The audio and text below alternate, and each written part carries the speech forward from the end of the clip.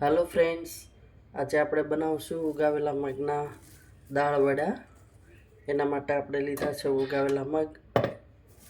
આ છે ઉગાવેલા મગ। એમાં થોડું લસણ નાખવાનું છે। આ છે લસણ,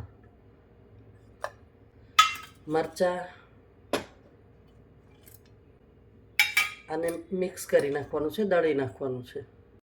ચાલો બેટર દળાઈ ગયું છે। આપણું બેટર દળાઈ ગયું છે અને થોડું ફેટશું।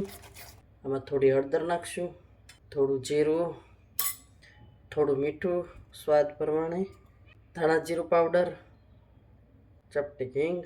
આ બધું મિક્સ કરી નાખશું, ફેટી લઈશું। અને બીજું કંઈ શાકભાજી નાખવું હોય તો નાખી શકો છો। હવે કઢાઈમાં થોડું તેલ મૂકીશું।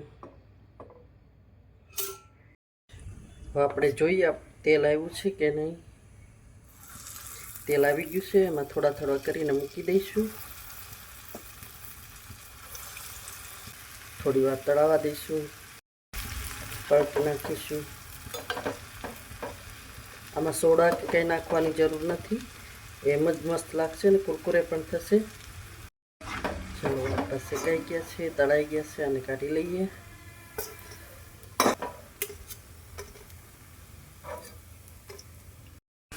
આ આપણે બની ગયા છે મગની ઉગાવેલા મગના દાળ વડા બની ગયા છે। જો મસ્ત બન્યા છે અને કુરકુરે પણ લાગે છે। જોઈ લો, આ કુરકુરે પણ લાગે છે, મગની દાળના મસ્ત બન્યા છે। આવી રીતે એકવાર બનાવજો અને કહેજો કેવા બન્યા છે।